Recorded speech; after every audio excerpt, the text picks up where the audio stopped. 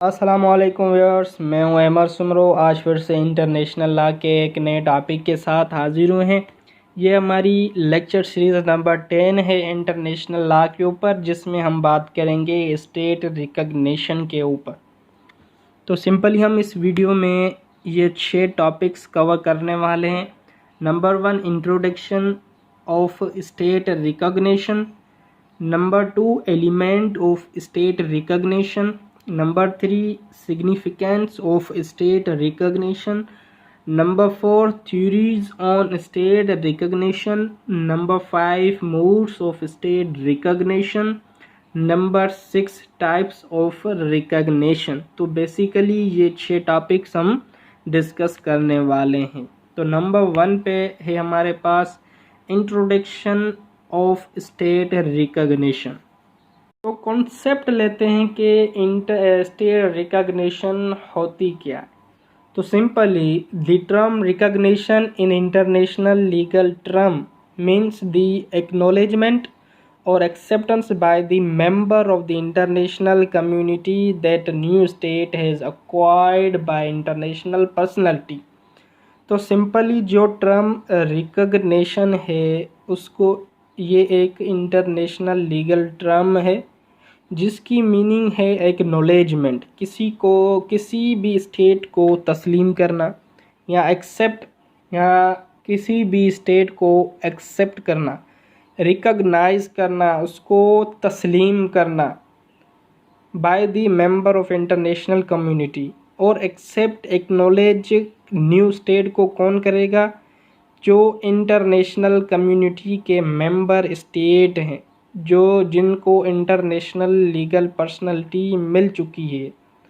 UNA के जो भी मेंबर्स स्टेट हैं वो रिकग्नाइज करेंगी स्टेट को, वो न्यू स्टेट को तस्लीम करेंगी। Recognition is the formal acknowledgement of the status of an independent state by other existing state. तो रिकग्निशन एक फॉर्मल एक्नॉलेजमेंट है किसी भी स्टेट को तस्लीम करने का जो इंडिपेंडेंट होना चाह रही हैं। और उसको तस्लीम कौन करेगा? एग्जिस्टिंग स्टेट जो ऑलरेडी यूएनओ की मेंबर हैं। To be recognize as a new state should possess essential attribute of state such as population, territory, government and capacity to enter into relation with other state। तो किसी भी state को recognise करने के लिए उसके पास असेंशियल एट्रीब्यूट होने चाहिए, जो हमने प्रीवियस वीडियो में डिस्कस किए हैं कि न्यू स्टेट के लिए लाजमी है कि डिफाइंड पॉपुलेशन हो, डिफाइंड टेरिटरी हो, गवर्नमेंट हो, कैपेसिटी हो कि वो इंटरनेशनल लेवल पे किसी के साथ रिलेशन कर सके, किसी के साथ इंटरट्रीटी कर सके। तो ये एलिमेंट्स होने लाजमी हैं अगर न्यू स्टेट बन रही है। तो उसके बाद है element of state recognition. State को रिकग्नाइज करने के लिए कौन कौन से एलिमेंट होना लाजमी है। नंबर 1 पे क्या है? जो इस न्यू स्टेट जो कम्युनिटी इंटरनेशनल कम्युनिटी के मेंबर बनने जा रही है वो पॉलिटिकल ऑर्गेनाइज होनी चाहिए और उसका जो कंट्रोल है वो डेफिनेट टेरिटरी के में ही होना चाहिए। एक परमानेंट टेरिटरी, डिफाइंड टेरिटरी होनी चाहिए जिसके ऊपर उस स्टेट का कंट्रोल होना चाहिए जो न्यू रिकग्निशन ले रही है। और नंबर 3 पे, और वो कम्युनिटी जो इंटरनेशनल लेवल पर रिकग्निशन ले रही है वो स्टेट इंडिपेंडेंट होनी चाहिए और जो स्टेट के जो असेंशियल एलिमेंट्स हैं वो भी कंप्लीट होने चाहिए, तब भी स्टेट की रिकग्निशन हो सकती है। उसके बाद हम आते हैं सिग्निफिकेंस ऑफ स्टेट रिकग्निशन के। स्टेट रिकग्निशन के लिए कौन कौन सी सिग्निफिकेंस होना लाजमी है। नंबर 1 पे, to obtain equality status with other members of the international community. जो न्यू स्टेट है जिसको रिकॉग्नाइज किया जा रहा है उसको जो है इंटरनेशनल लेवल पे, इंटरनेशनल कम्युनिटी पे जो दूसरी स्टेट्स को स्टेटस दिया गया है वो उसको भी इक्वल स्टेटस दिया जाएगा जो न्यू स्टेट रिकॉग्नाइज करवा रही है। Number 2, to acquire international rights and contracting international obligation, और उसको जो है इंटरनेशनल लेवल पे कुछ राइट्स दिए जाएंगे जिससे वो इंटरनेशनली लेवल पे कॉन्ट्रैक्ट कर सकती है और उसमें कुछ ऑब्लिगेशंस भी होंगी, क्योंकि where there is right there is obligation, कि जहाँ जहाँ राइट्स होंगे तो वहाँ वहाँ पर ऑब्लिगेशंस ड्यूटीज़ भी होंगी। नंबर 3 पे, to engage in international relation, और जो न्यू स्टेट बन रही है जिसको रिकग्निशन दे रही हैं वो इंटरनेशनल रिलेशन में भी इंटरनेशनल लेवल पे अपना रिलेशन कायम कर सकती है, वो इंगेज हो सकती है इंटरनेशनल रिलेशन में। तो ये थी 3 basic significance of state recognition. अब आते हैं theories of state recognition. State recognition के ऊपर कुछ थ्योरीज हैं। तो नंबर 1 पे है कंस्ट्रक्टिव थ्योरी। तो simply according to this theory, personality of state is created not by fact but through recognition by other state. An entity does not become a state by possessing essential attribution of statehood, population, territory, government and sovereignty। तो simply इस theory call के supporter का जो है वो कहना था कि जो स्टेट की पर्सनालिटी है, जो स्टेट न्यू रिकग्नाइज की जाती है, उसकी जो पर्सनालिटी है वो उसके फैक्ट से क्रिएट नहीं होती, बल्कि उसको रिकग्नाइज करती हैं दूसरी स्टेट, तस्लीम करती हैं कि हम मानते हैं कि ये भी स्टेट है। और वो स्टेट जो है एंटिटी नहीं बन सकती जिसके पास ये एट्रीब्यूशन ऑफ स्टेट हुड नहीं होंगे। पॉपुलेशन नहीं है, टेरिटरी नहीं है, गवर्नमेंट नहीं है, सोवर्निटी नहीं है, तो ये स्टेट नहीं बन सकती। स्टेट को रिकग्नाइज किया जाता है, वो उसके फैक्ट से नहीं बनती। तो ये कॉन्सेप्ट था कंस्ट्रक्टिव थ्योरी वालों का। तो इस थ्योरी को सपोर्ट कौन करता था? This theory supported by Anzilotti and Holland. तो इस थ्योरी कंस्ट्रक्टिव थ्योरी का सपोर्टर एनजीलोटी एंड हॉलैंड थे। तो इन लोगों का भी यही कॉन्सेप्ट था जो हमने ऊपर डिस्कस किया। इन्होंने कहा according to them state can not be एस्पो फैक्टो, के स्टेट को उसके फैक्ट से जो है नहीं तस्लीम किया जा सकता, वो उसके फैक्ट से क्रिएटेड नहीं होती। It has to be recognize by other state to become an international person. तो न्यू जो स्टेट है उसको रिकग्नाइज कौन करता है? जो इंटरनेशनली पर्सन है, जो यूनाइटेड नेशन के मेंबर स्टेट हैं, वो जो न्यू स्टेट हैं उसको रिकग्नाइज करती हैं अगर उसके पास 4 एलिमेंट्स हैं। तो उसके फैक्ट से वो हरगिज़ नहीं रिकग्नाइज होगी। तो ये कॉन्सेप्ट था कंस्ट्रक्टिव थ्योरी वालों का। Further Poland and Czechoslovakia, pronunciation शायद गलत हो, तो ये 2 पर्सन थे, were recognize by the instrumentally of the treaty of Versailles. German was divided into 2 parts after the world war 2 by treaty. तो ये 2 इंटरनेशनल पर्सन थे जो इंटरनेशनल स्टेट थी। इन्होंने इंस्ट्रूमेंटली ट्रीटी ऑफ वर्साइल्स के तहत क्या किया? जर्मनी जो है वो डिवाइड हो गई थी 2 पार्ट्स में वर्ल्ड वार 2 के बाद थ्रू ट्रीटी। तो ये जो 2 पर्सन जो इंटरनेशनली स्टेट रिकग्नाइज की गई थी ट्रीटी ऑफ वर्साइल के तहत, इन 2 स्टेट्स को रिकग्नाइज किया था। वर्ल्ड वार 2 के बाद जो जर्मन है वो 2 हिस्सों में बट चुकी थी, डिवाइड हो चुकी थी थ्रू ट्रीटी। तो उसको इंटरनेशनल लेवल पे जो है ट्रीटी ऑफ वर्साइल के तहत रिकग्नाइज किया गया। तो कंस्ट्रक्टिव थ्योरी के ऊपर मैं आपको कुछ और एग्जांपल देता हूं जैसे कि आपको कंस्ट्रक्टिव थ्योरी क्लियर हो जाए। जैसे कि चाइना को एट द टाइम जो है बहुत सारे ममालिक ने एक्सेप्ट किया था as a state, but USA ने किया उसने चाइना को एट द टाइम जो है रिकग्नाइज नहीं किया कि ये स्टेट है। चाइना ने 1979 में एक्सेप्ट किया चाइना को, यूएसए ने। दूसरा एग्जाम्पल, पाकिस्तान ने बांग्लादेश को 2 साल के बाद रिकग्नाइज किया था कि बांग्लादेश भी स्टेट है, जब बांग्लादेश सेपरेट हुई थी उस वक्त जब इंटरनेशनल लेवल पर पर्सनैलिटी मिली थी बांग्लादेश को, तो पाकिस्तान ने उस वक्त एक्सेप्ट नहीं किया कि बांग्लादेश स्टेट है। बट 2 साल गुजरने के बाद पाकिस्तान ने भी एक्सेप्ट कर लिया कि बांग्लादेश भी एक स्टेट है। तो स्टेट उसके फैक्ट से नहीं बनती, स्टेट को रिकग्नाइज किया जाता है। तो ये कॉन्सेप्ट था कंस्ट्रक्टिव थ्योरी वालों का। नंबर 2 पे है डिक्लेरेटिव थ्योरी।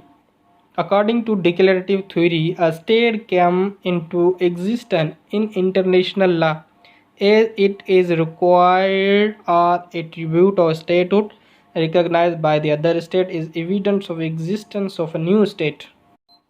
तो सिंपली डिक्लेरेटिव थ्योरी वालों का यह कहना था कि जब इन जो स्टेट हैं अपनी रिक्वायरमेंट जो है वो फुलफ़िल कर लेती है, इंटरनेशनल लॉ में जो भी रिक्वायरमेंट्स स्टेट होगी वो स्टेटहुड की वो फुलफ़िल कर देती है, तो वो स्टेट एग्जिस्टिंग में आ जाती हैं।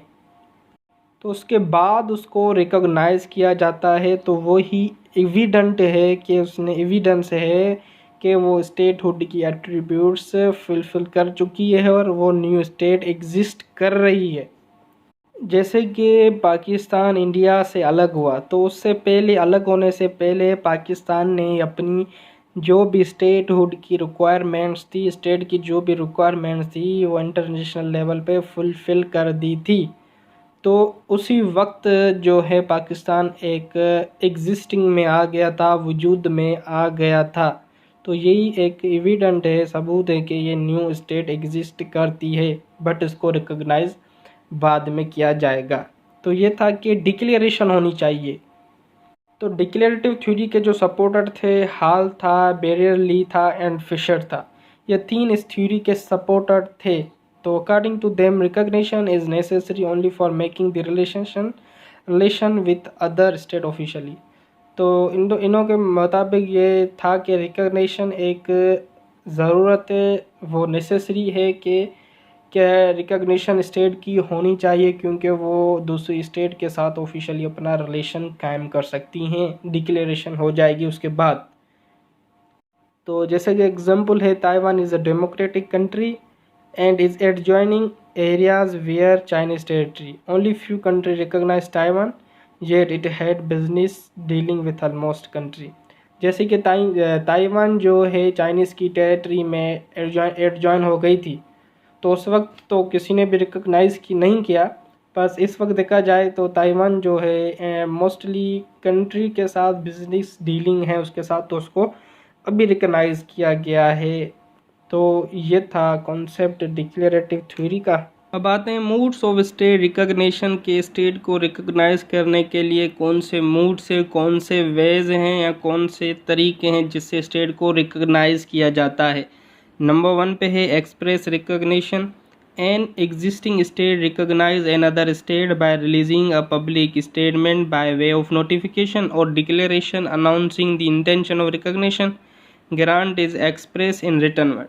तो सिंपली एक्सप्रेस रिकॉग्निशन वो रिकॉग्निशन है जिसमें स्टेट को रिकॉग्नाइज किया जाता है थ्रू पब्लिक रिलीजिंग या स्टेटमेंट के थ्रू या वे ऑफ नोटिफिकेशन के थ्रू हम डिक्लेयर करते हैं, अनाउंस करते हैं कि हम स्टेट को रिकॉग्नाइज करते हैं। बट वो स्टेटमेंट रिटन वर्ड्स में होनी चाहिए, रिटन वर्ड्स में होनी चाहिए।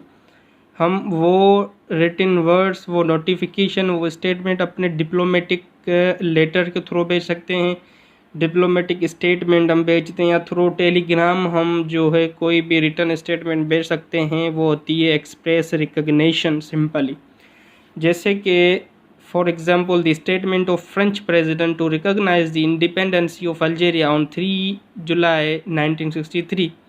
तो 3 जुलाई 1963 में क्या है, स्टेट जो फ्रेंच प्रेसिडेंट था उसने रिकॉग्नाइज़ किया था इंडिपेंडेंसी ऑफ अल्जेरिया को थ्रू स्टेटमेंट के थ्रू उसने रिकॉग्नाइज़ किया था।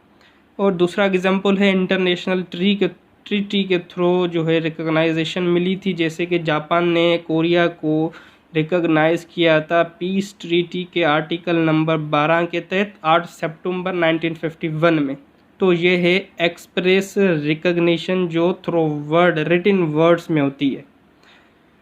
इम्प्लिसिट और इम्प्लाइड रिकग्निशन, तो simply recognize the state by some acts which implies that the state is being recognized. कि सिंपली इम्प्लिसिट रिकॉग्निशन वो रिकॉग्निशन जिसमें स्टेट कुछ ऐसा एक्ट करे जिससे पता चल जाए, जिससे कंफर्म हो जाए कि इस स्टेट ने दूसरी स्टेट को रिकॉग्नाइज किया है। जैसे कि जो एग्जिस्टिंग स्टेट है, जो already community international community UNO की मेंबर स्टेट है, वो अपना डिप्लोमेटिक एजेंट भेजती है दूसरे कंट्री में उसको रिकॉग्नाइज करने के लिए। तो ये एक एक्ट है जो उसने अपने डिप्लोमेटिक एजेंट्स को भेजे उस कंट्री में ताकि उसको रिकॉग्नाइज करके आए।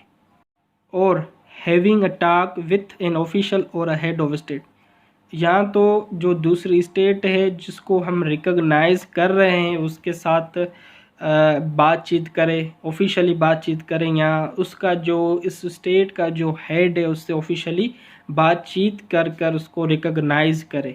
इम्प्लिसिट और इम्प्लाइज का सिंपली मकसद ये कि बातचीत के थ्रू हम किसी को रिकॉग्नाइज करें। For example, prime minister of Israel शमन Perez visited Morocco on 21 July 1986 and had a talk with King Hassan II to seek solution for the Middle East problem। तो प्राइम मिनिस्टर जो Israel का prime minister था उसने Morocco को visit किया 21 जुलाई 1986 में, और उसने बातचीत की किंग 2 से जो मोरक्को का किंग था। उसने उससे बातचीत की ऑफिशियली उस स्टेट के हेड से कि मिडल ईस्ट का जो प्रॉब्लम है उसको सोल्व किया जाए, उसकी रिकॉग्नाइज किया जाए। तो ये कॉन्सेप्ट था इम्प्लिसिट रिकॉग्निशन का, थ्रू बातचीत, थ्रू टॉकिंग जो भी रिकॉग्निशन हो होती है इम्प्लाइज रिकॉग्निशन। तो नंबर 2 पे है कलेक्टिव रिकॉग्निशन। तो सिंपली वाई इंटरनेशनल ट्रीटी और मल्टीलेटरल कॉन्फ्रेंस। तो कलेक्टिव रिकॉग्निशन सिंपली हम किसी ट्रीटी के तहत किसी को रिकॉग्नाइज करें या मल्टीलेटरल कॉन्फ्रेंस कर कर किसी भी स्टेट को रिकॉग्नाइज करें, तो ये कलेक्टिव रिकॉग्निशन होगी। क्योंकि जो भी कॉन्फ्रेंस होगी, जो भी ट्रीटी होगी वो स्टेट्स के बीच में होगी, रियासतों के बीच में होगी, उसमें एक स्टेट इंक्लूड नहीं होगी, उसमें बहुत सारी स्टेट होगी। तो ये कलेक्टिवली एट द टाइम जो रिकॉग्निशन दे रहे हैं वो होती है कलेक्टिव रिकॉग्निशन। जैसे कि 5 Asian country on 18 April 1975 recognize Cambodia. तो 5 एशियन कंट्रीज़ 18 अप्रैल 1975 में कंबोडिया को रिकॉग्नाइज किया था थ्रू ट्रीटी मल्टीलेटरल कॉन्फ्रेंस। तो ये होती है कलेक्टिव रिकॉग्निशन। आते हैं types of state recognition. Number 1 पे है de facto recognition. De facto recognition is not a permanent recognition, it can be withdraw bye other state at any time. Recognize is only by fact and not legal. State may have more than one government. No exchange of diplomatic representative take place. तो simply de facto recognition जो है permanent recognition नहीं है। उस जो de facto recognition होती है उसको स्टेट किसी भी वक्त विथड्रॉ कर सकती है, क्योंकि जो डिफेक्टो रिकॉग्निशन है वो सिर्फ उसको फैक्ट को देखे दी जाती है, बट ये लीगली नहीं है। तो डिफेक्टो रिकॉग्निशन जिस कंट्री को दी जाती है उसके जो डिप्लोमेटिक रिप्रेजेंटेटिव है उसकी एक्सचेंज नहीं होती। जैसे कि अफ़गानिस्तान में जो तालिबानों को डिफेक्टो रिकॉग्निशन दी गई है, इस वक्त अफ़गानिस्तान में तालिबानों की गवर्नमेंट है उसको डिफेक्टो रिकॉग्निशन करार दी गई है, इसराइल को भी, ताइवान को भी। तो ये वो कंट्रीज़ है जिनसे हम किसी भी वक्त रिकॉग्निशन विथड्रॉ कर सकते हैं। तो ये होती है डिफेक्टो। उसके फैक्ट के ऊपर जो हम किसी को रिकॉग्निशन दे वो होती है डिफेक्टो। बट ये याद रखना कि ये इलीगल है, इसको किसी भी वक्त स्टेट जो है विथड्रॉ कर सकती है। नंबर 2 पे है डिजोर रिकॉग्निशन। तो डीजोर रिकॉग्निशन है वो परमानेंट रिकॉग्निशन है। अगर किसी भी कंट्री को एक मर्तबा डीजोर रिकॉग्निशन दी गई है तो उससे वो विथड्रॉ नहीं कर सकते, वापसी नहीं ले सकते, क्योंकि डीजोर रिकॉग्निशन एक लीगल और राइटफुल रिकॉग्निशन है जो स्टेट को दी जाती है। और उसमें अपने और वो इस रिकॉग्निशन में स्टेट अपने डिप्लोमेटिक रिप्रेजेंटेटिव दूसरे मुल्कों में भेज रहे रहते हैं। अपने मुल्कों में भी उन लोग दूसरे कंट्रीज़ के डिप्लोमेटिक रिलीजन जो है रिप्रेजेंटेटिव आते हैं। तो डीजोर रिकॉग्निशन असेंशियल है स्टेट के लिए, यूनाइटेड नेशन का मेंबर बनने के लिए एसेंशियल है कि डीजोर रिकॉग्निशन होनी चाहिए, जो मोस्टली कंट्री को डीजोर रिकॉग्निशन दी गई है। तो ये था डीजोर रिकॉग्निशन का कॉन्सेप्ट। तो ये थी हमारी आज की वीडियो। इंशाल्लाह अब मिलते हैं नेक्स्ट लेक्चर में, जब तक के लिए अल्लाह हाफिज़।